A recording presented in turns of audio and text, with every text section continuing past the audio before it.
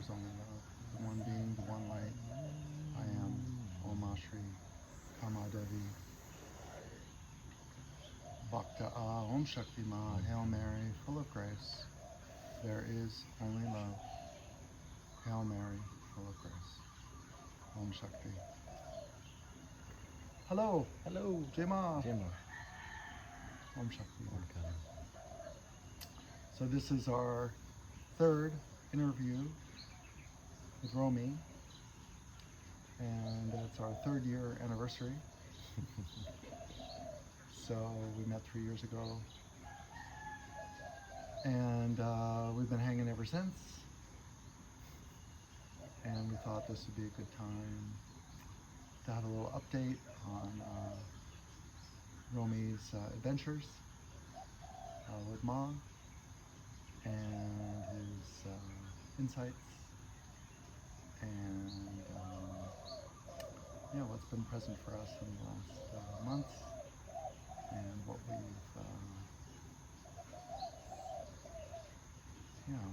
we've realized in the time since our last sharing. Jema. Om Shakti. Om Shakti. It's been super beautiful, super miraculous. Ever since the last interview, which was almost 2 years ago. Oh wow. Yeah, ever since, many magical, miraculous occurrences have manifested. But what I feel is the most constant is that on every step that we go through, where we are, what we do, we feel super guided. And the super guidance or its presence is always there. Yeah, it just makes such a big difference, and as you get further and further along in the process, that guidance, as long as you're continually connecting with it, connecting with you could say like opening to receive grace, and the moments where you're not feeling it as much, it's your sacred intention to open yourself even more to the grace. So that presence, you can say grace, you can say Kali, you can say goddess, you can say God. Is it Krishna? Is always with us. It's actually always with everyone. In fact, we all are grace embodied. But it's one thing knowing that at an intellectual level. It's quite another to feel that in your day-to-day life. So that the sadhana, the spiritual process, Kundalini sadhana, so that's the awakening of the Kundalini, and then moving into surrendering to the Kundalini and seeing what it wants and its guidance. And as that progresses, so the stronger that guidance gets and the further your process gets along, the stronger the guidance is and the more clear it is. So of course we have a lot of confusion based on our conditioned mind, let's say. And the Shakti, the Kundalini, the goddess, Kali, cuts through a lot of the confusion and brings clarity. And so it's just a huge difference. It's like, imagine having the most loving, beautiful, gentle, fierce, strong, powerful life coach interiorly. And they say in Sanskrit, the Atma Guru, the inner guru. But the inner guru isn't your ego that you call guru. It's the goddess guiding you until you realize you are the goddess. So that process is so beautiful, and it leads you to itself. So as it intensifies and it gets stronger, you get closer to it, and then it gets more clear and more strongly guided and more and then you get closer again. So it's just a lovely dance and process, and yeah, the inner guru, the Shakti, leading you to her to become her. Om Shakti. Amen. Okay. Exactly. And how it practically manifests in the, we could say, quote unquote, material world through multiple synchronicities on like multi-dimensional levels, whereas your mind just blown away, and there's like no way for the mind even to reject the synchronicity or deny that, oh, this is what I have to do, or this is where I have to go, or this is what I have to eat. In every choice, the super synchronicity seems to be there. And as Vasudeva mentioned, the more we get deeper into the process, or the more clearer the synchronicities become. So we've had like so many experiences through day to day, whereas we're just like wow, wow, wow, like in basically like bunny brain, and Bunny brain blown. Yeah, so it's amazing because the synchronicity is like you think your mom's gonna call and she calls. That's like a person would be like already amazed at that synchronicity, as Jung said, a meaningful coincidence. This is so far beyond that because it's the depth. So like there are 6 links to the synchronicity. It can be in your dreams, in your meditation, in the movie you're watching, and something someone says, something someone else says, a sign you see on the road, all linked together. So you're thinking about whatever, and suddenly you see a sign on the route you take all the time that you've never seen before, which is the same as the thought you're having. So and then you get very like um, wise at how to follow the guidance, and wise execution of the guidance, and knowing uh, the voice of your conditioned mind versus the Atma Guru, the inner Guru. They have a completely different um, vocabulary, tone, cadence, and energy. So the conditioned mind just feels duller and denser and confused, and just a lower vibe. And when you hear the inner Guru, it has a lightness about it, like an energy, effervescence, like a sparkly, joyful vibe. And even if it's completely against, especially if it's completely against what your conditioned mind would suggest, then that's the one, that's it. Because your conditioned mind, what you think of as you, would never want to do that plan or that thing or whatever. So that's how it's like the skillful execution. And of course, it's like they say no plan is the best plan, but actually, when you get to no plan, then Ma's plan, Grace's plan becomes apparent to you, and Grace's plan is the best plan. Even better than no plan. But first, you got to get to no plan. Then there's Grace's plan, opening to receive. Amen. Okay. Yeah, it comes so subtle, and the way one learns to discern in that realm, or say Ma's Leela, is super beautiful, like in a super gentle flow of like playing inside a yoni, whereas you're constantly feeling into your own emotions, the external signs, and it's happening 24/7. It's like non-stop. As Kamananda mentioned, it's in your dreams, in your meditation, while you're eating, while you're exercising. It's going on all the time. And we're also like, doership and willpower is a lengthy topic I don't want to get into at the moment. But just to touch on that, apparent willpower can be used to connect with grace. So if there's a appropriate use of willpower in the sadhana, it's to open ourselves up to more grace. Like we have to apparently choose to sit down for meditation. That would be an example.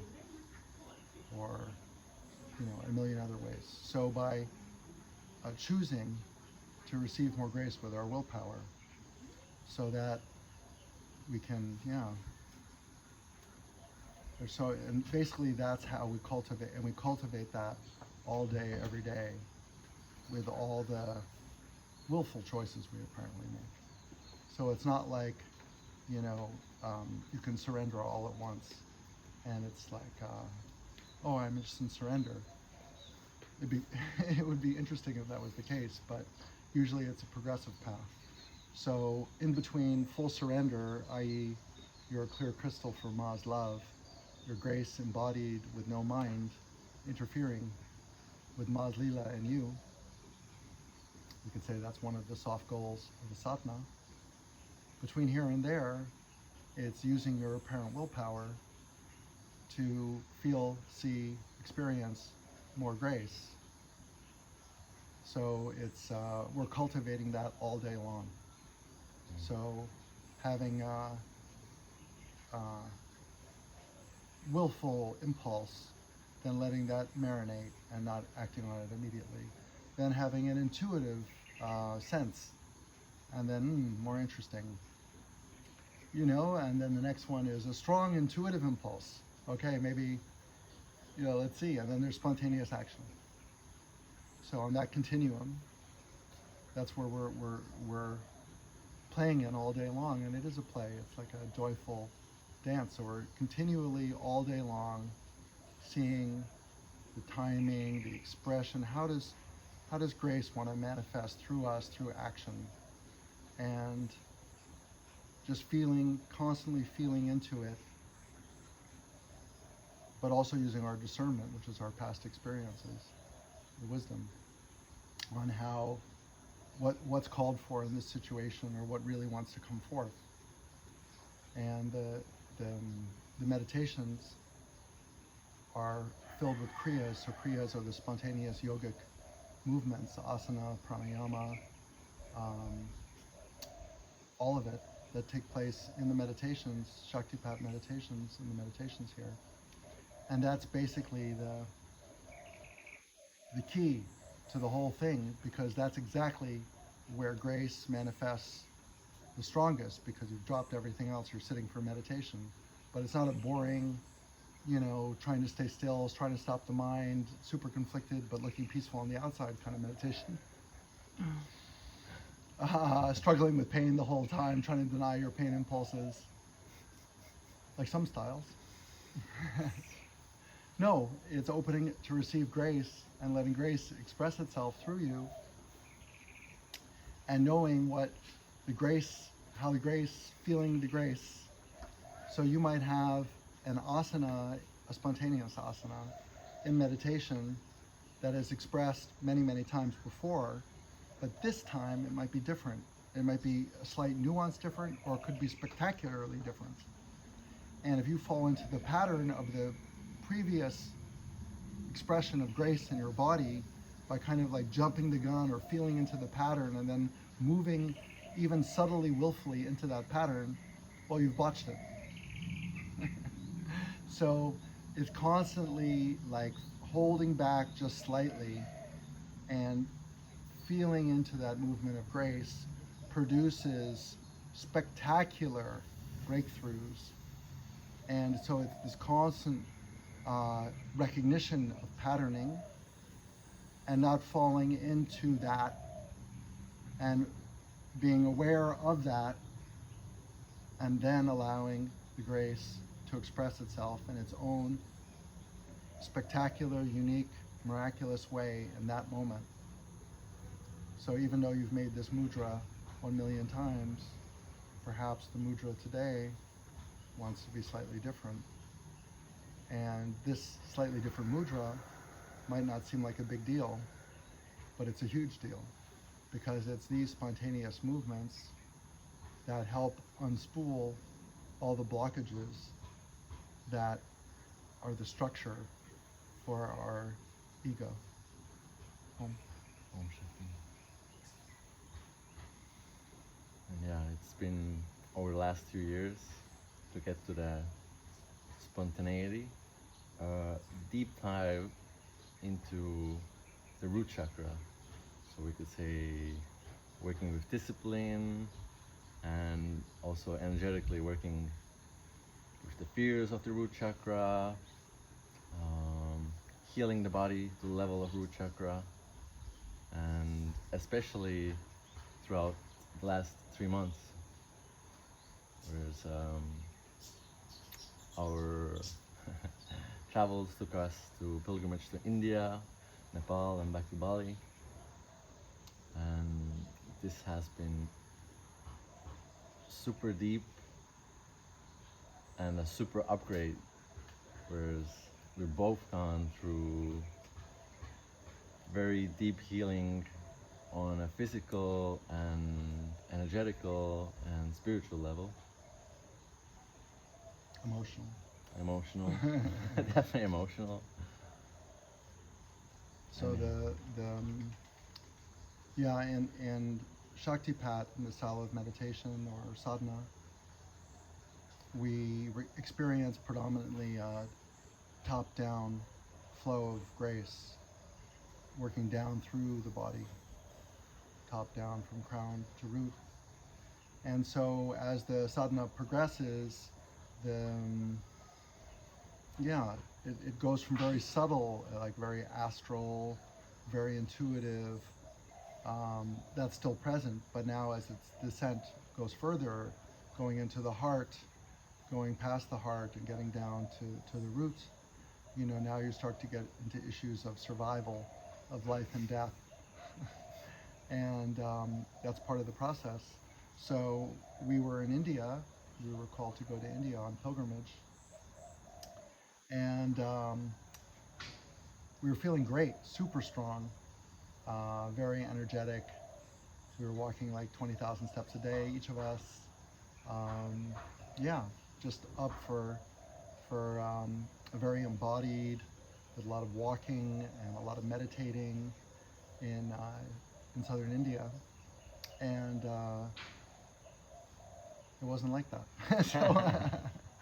So we arrived at our destination, and we both, well, first me, I was thrown into a huge health crisis where, yeah, India can be challenging that way for me. I had some of that in the past in Varanasi, but I hadn't had it in this place. So it was so intense that there was no sleep, no food, no nothing, just pain. For the whole experience lasted about 3 weeks, but the intensity was probably like 2 weeks of like the most intense health challenge I've ever had. And yeah, when I had a little bit of energy, I found myself in the Yama, who's the god of death, temple 3 kilometers away from where we were staying. So literally the body, in the midst of all the pain, there was a gap of a little less pain. And I went at like 3 in the morning to the Yama temple, 3 kilometers away, walking and back, like in a trance. And it was literally like that, like, I'm not going to a hospital in India. If I was in the US, maybe I would have, but I was not. And it was like, okay, if I die, I give Romy my record collection, make my peace. Is there any relative I need to call to make a peace with? Yeah, it was at that level. And I just, of course, like the pain was so intense, it was very difficult to stop the mind going through its catastrophic thinking. So I kept on telling it, in the past, every time we've been through this kind of intense negative experience, um, it's always been an upgrade.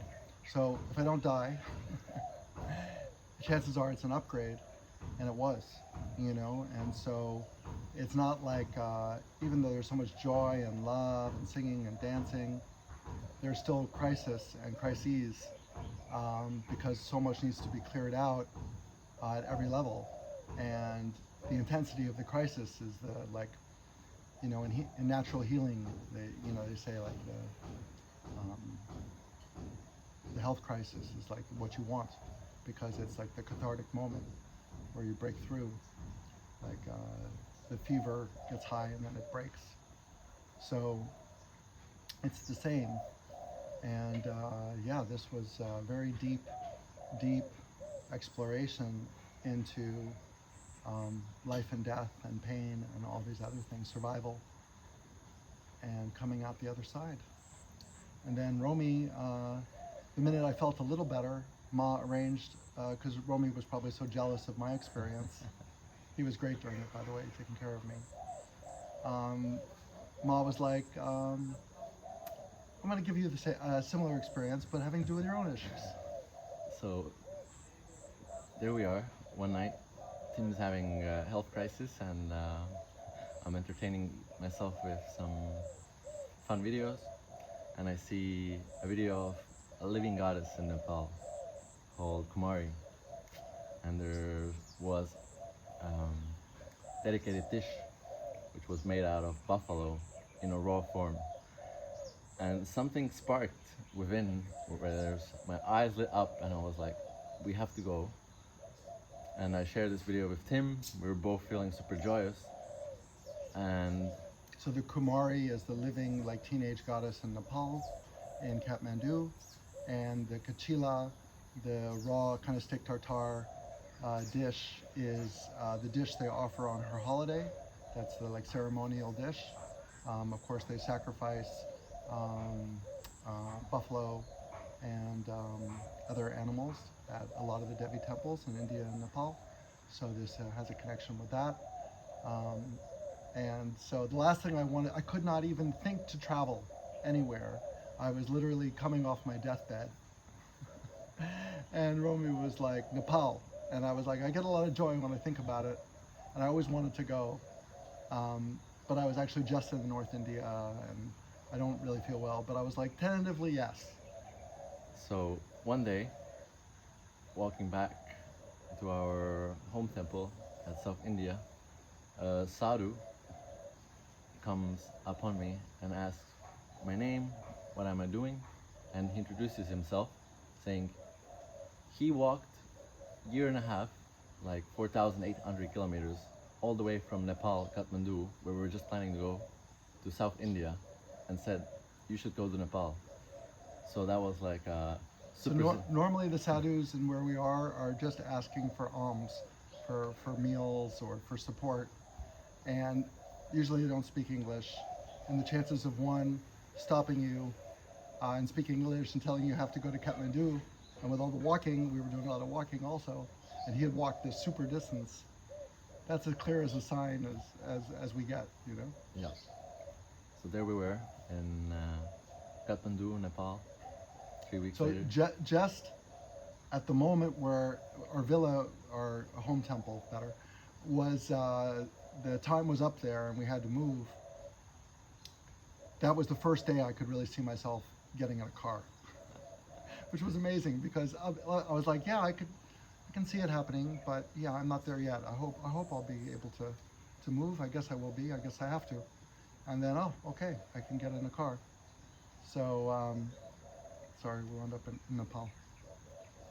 But just like a little side note, right before we got to Nepal, we felt called to go to Sri Aurobindo's ashram, Pondicherry. which is close to where we were before in Tiruvannamalai. And the day we were planning to go to Sri Aurobindo's ashram uh, was the day where they open up the mother's room, which is once a year. Twice a year. Oh, twice a year, sorry. So that was like another super synchronicity that manifested throughout our journey. And then we got to Nepal, and 3-4 days in, we were deep into enjoying the buffalo from nose to tail, going to local, so to say, restaurants where Granny has her little hut and has the whole buffalo laid out for you. And 4 or 5 days later, down on my deathbed, whereas feeling like I cannot move, dealing with enormous health crisis, seemingly As much pain as I was in mine in Tiruvannamalai, Romy was in his in Kathmandu. Also, at many times during mine, I was just screaming, "Ow!" because I couldn't help myself. That just the pain wanted to express. Now Romy was in the same boat. And interestingly enough, if you look at the depictions of the root chakra, one of the animals of the root chakra is buffalo. Om Shakti. And that journey was like intense purification, which lasted for around 2 to 3 weeks as well, until we got back to Bali. It was so interesting also because Romy was not going through a health crisis when I was, so he was like able to hold the space. And when he was going through his, I was able to hold the space too. If we were both going through it together, like that would have been interesting. But it was just, it was kind of sweet that we got to experience both sides of that. The one who's helping the other and the one who's in the crisis. And coming out of this, let's say, 2-month crisis period, whereas one and another goes through a deep purification, the end result has been, from our experience, very significant. Whereas the upgrade that has come into the body temple has been something that neither of us has experienced before, where the level of synchronicities, feeling the best in the body that we both felt ever yet, or close to it In decades. in decades. So going through, you could say, this intense root chakra purification has been a super upgrade for both of us. So it's, yeah, it's at every level, so that, you know, like the intuitive knowing that if this isn't death, this is an upgrade. And then how it starts to manifest, even just at the end of my health crisis, when I looked at myself in a picture or in a video, I was like, wow, the radiance was so present. And people were telling me, like, even Romy, while I was going through the health crisis, like, I hear what you're saying, but you look good. And I was like, I feel like death. So, you know, looking good is not just like a physical thing or a vanity thing, obviously. It's an expression of your health and vitality and your spiritual connection and your joy and your love. So if you're going through the worst pain of your life in a health crisis and someone's telling you look radiant, and you can see it in the photographs or the videos, then you know something good is happening. So that radiance, was very clear even during, but intensified after. So that's how you know something good is happening. But what, you know, its permutations, it's all its aspects, you have no idea. It's great that you don't. Behold the mystery. So then, you know, just feeling like, oh, new kriyas, new automatic yogic expressions during meditations, new range in the voice, new synchronicities, new downloads. The thing that you were so gobsmacked about 2 years ago, the level of synchronicity, is now completely blown away and superseded by like 10. Like what?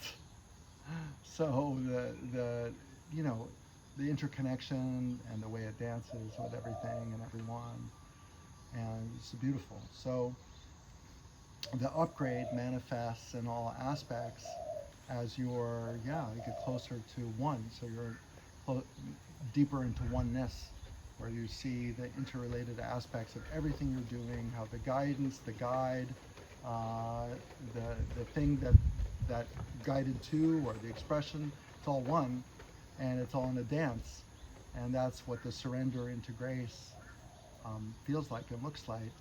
So for us, it's like these like crises, and then up leveling, crisis, up leveling, crisis, up leveling. But even during the periods of non-crisis, there's there's steady joy, love, bliss, fun. But the healing crisis, the Shakti crisis, is yeah, is usually has been, not usually, has been a huge catharsis and a move into greater love.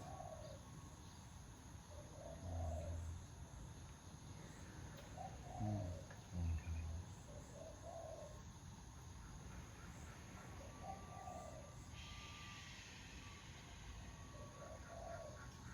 And what about Romy, for you? Like, um,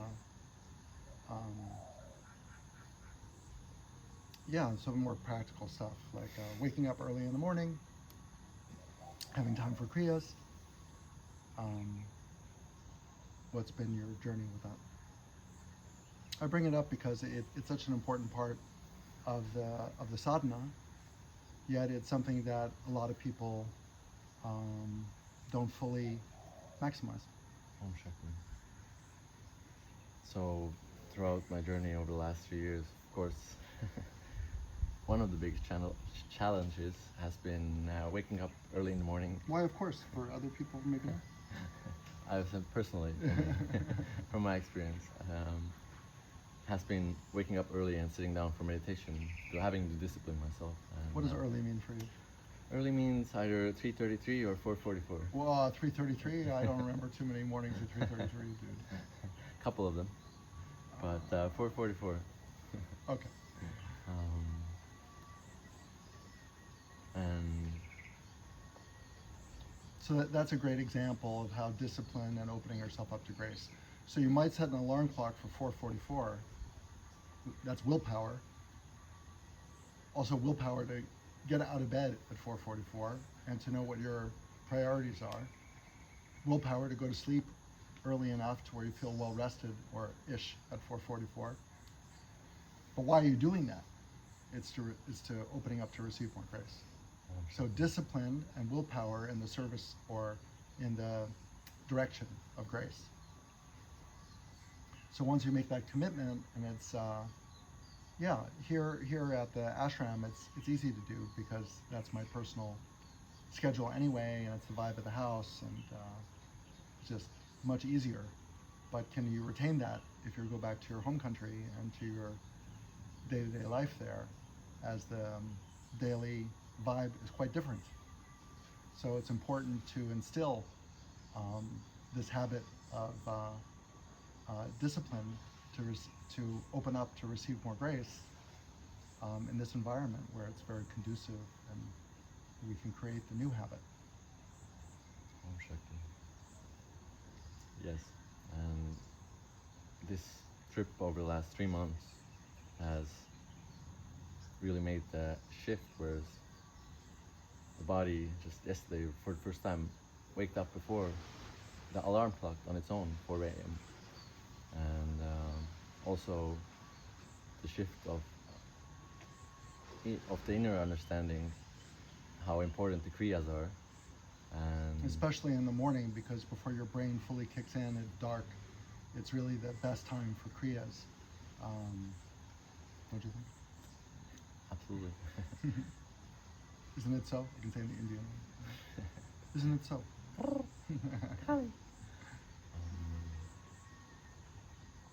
So yeah, the kriya practice has, in general, gone to a totally different level, but on a personal development level, it's been integrated on a much deeper level, is what I feel at the moment. And of course, it's going to be a beautiful challenge, so to say, to keep this discipline and be the example for myself and others to keep doing the kriya practice daily. So just to delineate, when he says Kriya practice, it's not Kriya Yoga or Kundalini Yoga, it's Shaktipat. So that's non-practice practice. It's sitting in the morning and allowing grace to express itself through you however it wants, with no willpower. The only willpower is to sit between 4:44 and 6:30, and see what wants to manifest. Om Shakti. I guess you could say that for, in general, 24/7 throughout every day, whereas that's our whole practice, is to surrender fully and let everything go and see and feel into what wants to manifest internally and externally. And if you start off the day like that, at 4:44 or 3:33 in the morning in the dark, usually the whole day has a, just more aligned with that expression than if you're behind the 8 ball immediately. Om Shakti. And what about how have you felt in terms of Ma's gifts? Maybe something new manifested? Just a couple of days ago. Totally new light language came through on the scooter. Okay, so it was, let's just slow that down. So how had it been going with your throat chakra up till this time on the scooter? So, from the beginning of my Kundalini awakening journey, my throat chakra in general was very blocked. So, What does that mean? my voice was very dense, or how we could say. Horribly off key? Yes, that's the word. Like nails on a blackboard? Nails on a blackboard. Rather exactly. listen to a cat screaming? Yes. And throughout this No, journey. I'm joking, because as bad as it is, it's still Shakti that's manifesting through the voice. It just has to go through, the blockages. So even though a cat screeching might be more enjoyable on the material level, on the spiritual level, you can still hear the Shakti in it. So it's actually enjoyable at a different level, not at like a acoustic level. Because it's an expression of the Shakti still. So even that's, other people wouldn't hear that if they're not tuned to the Shakti. So when you are, and one time I was meditating, it just unfolded this way with 8 women, and some super cathartic expression wanted to happen with the sisters, and they were all screaming, and I just knew I was going to get in so much trouble with my neighbors, and this was like a pandemonium of female screaming. And I knew, like, oh boy, but what to do. So actually I didn't have to try to enjoy it. I actually found it, like, in my heart enjoyable, because no matter what it sounded like to the neighbors, and they let me know later that it didn't sound good to them, I was in bliss and joy and love and heart orgasms during their cathartic release, because that's the Shakti, yeah? So, Romy was going through a throat chakra opening, and still is. Yes. As am I, also, still. So, from the beginning of the Kundalini awakening journey, the throat chakra was totally blocked, whereas there was no vocals, no nothing. It started with a little toning like versus throughout the years, some words started to manifest like Om Shakti, Jai Kali, and saying them during the Durga. meditation, exactly. Durga. Especially Durga. It's like Or walking- whistling. Someone at the gym said to him, "Are you aware you're whistling?" Because the Shakti would just spontaneously express as whistling, even in the gym. Yeah, and one's, let's say, usual or normal tendency in the society would be to suppress it, whereas like vocalization or some inspiration through voice wants to come through. And in the Shakti awakening journey, it's usually mantras or goddesses' names, or could be whistling. And in the last months, it's turned into a beautiful Shakti talk, whereas it's like non-stop of Shakti talking, like Kamana, Siva, Kasa, Vama, Kali. And this is going on throughout the whole day, whereas we're eating. That's why we live in Ubud, because it's semi-accepted here, where if you go even just to Canggu or Uluwatu, maybe not so much. No, I'm joking, but not. So it's really important, if you're going to be in this kind of sadhana, to not only be allowing of these expressions, but actually supporting them and cultivating. And if someone asks you to explain yourself while you're speaking a strange language in the sauna, Or you might ask, is it okay if I speak a strange language when you feel it coming on? Uh, Funny enough, most people are fine with that. Um, and just knowing that the Shakti knows in your body, but also in the space, what the best, what's best, what's best, and not your mind fear of being criticized or judged or singled out or feeling whatever, contracted thing or whatever. So it's really important to allow the kriyas, the manifestations, the vocals, the emotions, the Shaktified emotions, to play out real time and not suppress them. Probably the worst thing you can do during a Kundalini awakening is suppress the very thing you're trying to cultivate. So, of course, one needs to feel comfortable doing that, and one is not comfortable in the beginning, or one becomes increasingly comfortable over time if you stick with the sadhana.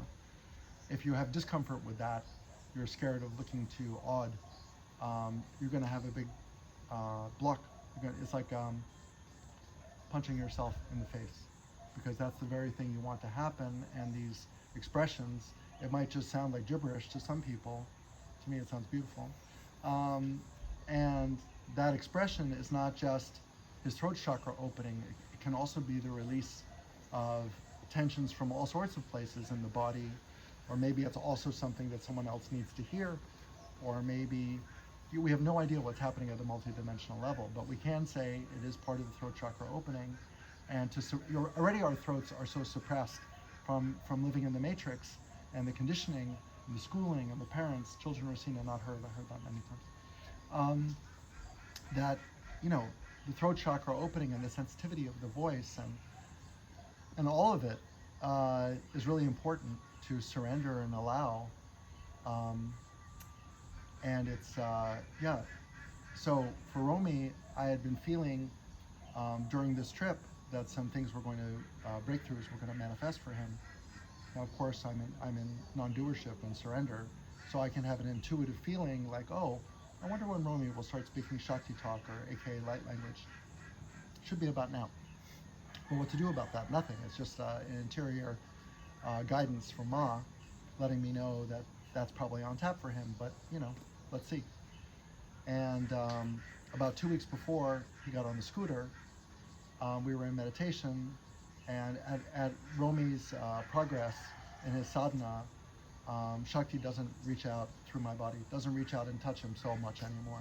He doesn't, when that happens, it's usually like there needs to be a physical touch to remove a blockage or to open up something. So it can be in the heart, it can be in the spine, it can be in the head, the forehead, the third eye, lots of places. But Shakti and me, Kali and me, reached out to Romy's throat and started playing with his throat. And it was very clear when it was happening, like, oh, this should help the situation. So 2 weeks later, now what a long backdrop, huh? 2 weeks later, Romy's on the scooter. Already vocalizations have been manifesting, but nothing like a continuous stream of the Shakti talking, like in an identifiable language with identifiable words and like identifiable Shakti sentences. So what he was just speaking before also sounds like Kamata Tikototoya Kata Sikototoy Masakta Vasudeva Kalama Bhakta Om Shakti. Now to someone else it might sound like gibberish. To me there's obvious sentence and expression and structure. So Romy's on the scooter. There I am, feeling parenthetically, like, I'm interrupting again. The scooter, because you're busy scootering and driving, and you're focused on the traffic and the scooter and balancing and the throttle and the brakes and everything around you. That's when the Shakti can sometimes really manifest, because your monkey mind is busy on the other stuff. So a lot of breakthroughs happen on the scooter, a lot of downloads. Another key feature of living in a boot, because we're always on the scooter. Then I was on the scooter, all of a sudden lightning struck. I felt like I'm possessed. Kali is driving the scooter, and non-stop stream for like... Possessed in our world is a good thing. Yes, very good. That's what you want. Yeah. So I could feel like Kali's presence in the body, like this feminine essence that's not like Romy, but it's like Kali. Has its own characteristics.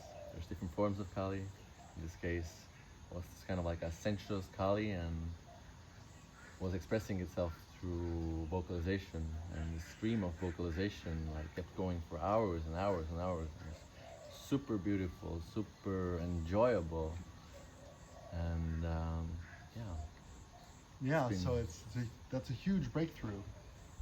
You know, not you can hear from his description. It's not just about the throat or the language. It's like feeling Kali's grace, embodying you further, and expressing through the voice, but not only, and then feeling the joy and the love and the bliss of that expression. So the goddess sings and dances for her own pleasure, and that's what he's experiencing. She speaks and she mantraizes and she sings for her own pleasure. So you get the feeling of pleasure of the goddess, which he was describing, but also he's describing the joy Romy gets from feeling the goddess's joy.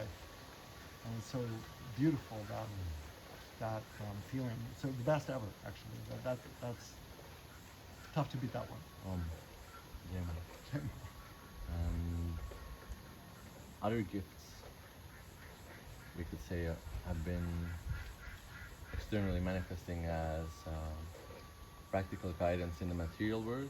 So I feel like for many to come across this path, they could have the fear of being ungrounded. And actually, I could feel from my own experience that this experience is the most grounding thing ever.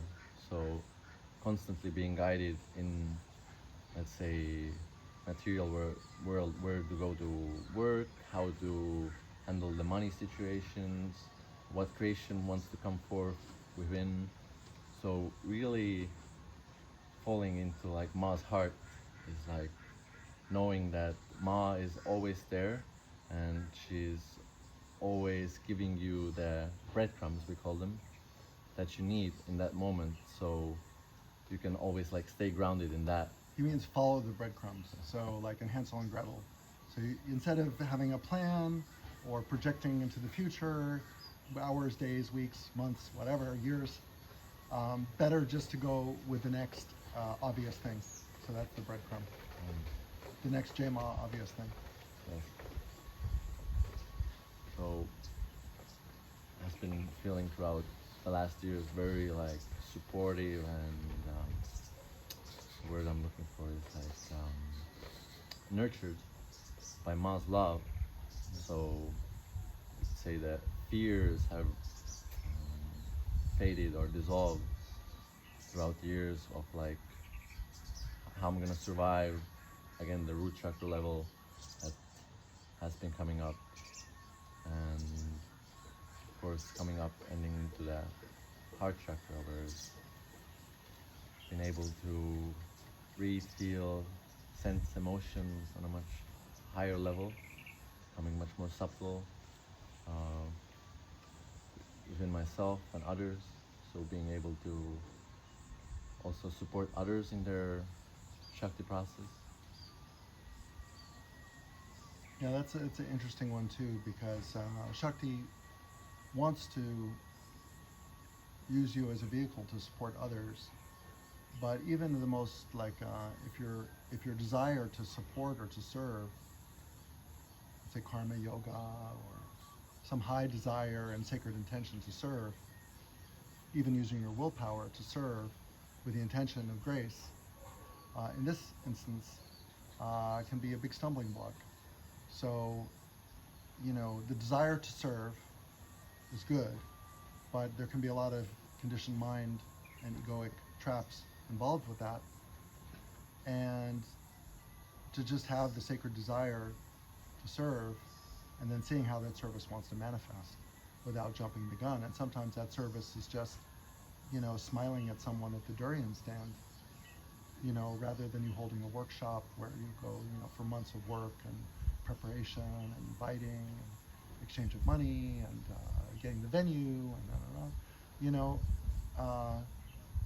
it can be like that, but it's like that expression, which is so common in the kind of spiritual milieu, is yeah, fraught with danger. Actually, it's a really big potential trap.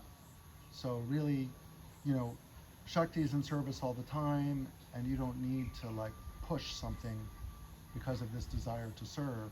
And can you allow that, yeah, expression? But it's not just service; it's everything to manifest on its own in its own time, in its own way, without jumping the gun or pushing or, yeah, your manifesting practice, we could say, like your projection into this, even for the best intentions, you see, like it matters what your intention is, but that's only really a first step. And really to feel into that and knowing that, um, yeah, you're a walking, talking, breathing, singing, dancing um, vehicle of the goddess. And whether you could be serving without coming into contact with another individual for months. So, you know, your service is not service to Ma, she doesn't need your service. But your, um, the energy, that love that's manifesting in you can be a beacon for many, many, many other people without even physically coming in contact with them. So even this like material desire to serve through a physical expression, um, yeah, it's one doesn't have to act on that unless the timing and the expression are authentic. And when it is authentic, it's a totally different dimension. The people who will be touched by that, the people, their reaction to that, their process with that, and your process in the field has a totally different quality. Also, um, much stronger Shakti. Yeah? Yes. So why would you do anything that's kind of like not that? Some lesser expression of that. It would be disservice. Om Shakti. Um, Om Shakti. And this whole dynamic is so much space to be and stay relaxed and which dynamic? of like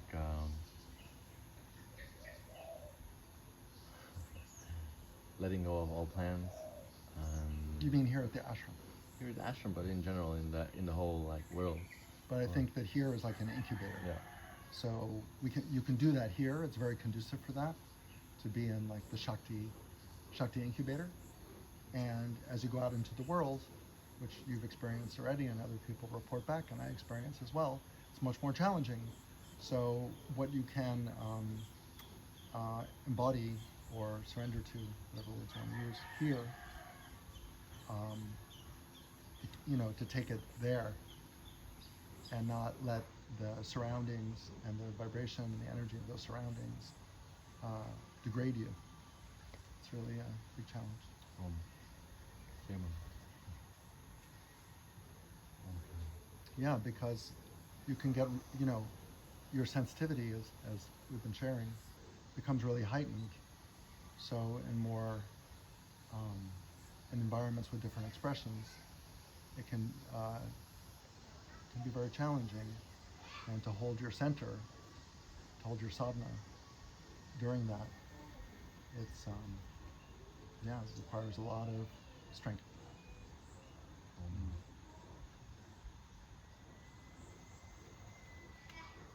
Om Shakti. Om Kai, Om Raja. Om Avama, Kamasa. Bhakta Ah, Om Shakti. Om. Hail Mary, full of grace, Shema. all is love. Om Ajema, Om Ajay, Jai Jai Ma. There is only love, the one being, the one light manifested. I am. All this is love. I am love. Om Ajema Rama, Bhakta Ah, Om Shakti Ma.